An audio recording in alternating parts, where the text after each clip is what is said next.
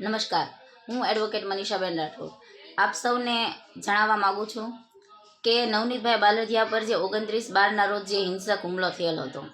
એ હુમલામાં જે 13 આરોપીઓની ધરપકડ કરવામાં આવેલ હતી તેમજ આજ રોજ શનિવારે બપોરે 3 વાગે જયરા જાહીને ફરીથી સમન્સ કરીને બોલાવવામાં આવેલ હતા। ત્યારે સમગ્ર ઘટનામાં જ્યારે 13 આરોપીઓની ધરપકડ થઈ હતી, પરંતુ મુખ્ય કાવતરાખોર આરોપી કે જે સમગ્ર કોળી સમાજની માંગ હતી એ આરોપીની ધરપકડ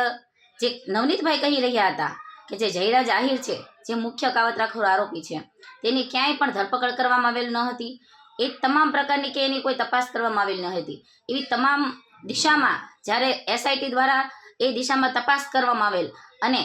તપાસના અંતે જ્યારે આજે એસઆઈટી દ્વારા બપોરે 3 વાગે જયરાજ આહિરને સમન્સ કરીને બોલાવવામાં આવેલ,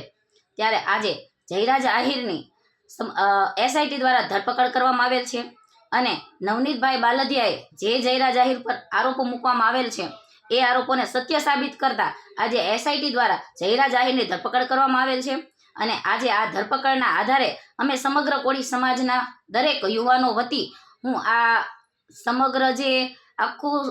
આયોજન હતું, એટલે કે નવનીતભાઈને ન્યાય અપાવવા માટેનું સમગ્ર કોળી સમાજનું જે આંદોલન હતું, જે આંદોલનના માર્ગે આખો જે સમાજ જઈ રહ્યો હતો, ત્યારે આ આંદોલન અને નવનીતભાઈને ન્યાય અપાવવા માટે જે અમારા માનનીય ધારાસભ્ય શ્રી હીરાભાઈ સોલંકીએ જે બીડું ઝડપ્યું હતું એ બીડું આજે અમે સૌ અભિનંદન આપીએ છીએ। માન્ય હીરાભાઈ સોલંકી, પરસોત્તમભાઈ સોલંકીને અમે અભિનંદન આપીએ છીએ કે સમગ્ર કોળી સમાજના આજે દરેક નવયુવાઓના મનમાં ન્યાય પ્રત્યે અને કોળી સમાજના આગેવાનો પ્રત્યે અમને એવી ભાવના જગાવી છે કે જ્યાં પણ અમારા કોળી સમાજના કોઈ પણ યુવાનોને કે કોઈ પણ વ્યક્તિને જ્યારે કોઈ પણ જરૂર પડશે ત્યારે કોળી સમાજના આગેવાનો આવીને પડખે ઊભા રહેશે અને તેમને ન્યાય અપાવશે। આજે નવનીતભાઈના આરોપીઓ પૈકી જે નવનીતભાઈ કહી રહ્યા હતા કે જે વ્યક્તિ મારો મુખ્ય આરોપી છે તેની આજે ધરપકડ કરવામાં આવેલ છે। માટે આપ સૌને હું એ જણાવવા માંગુ છું, તેમજ આ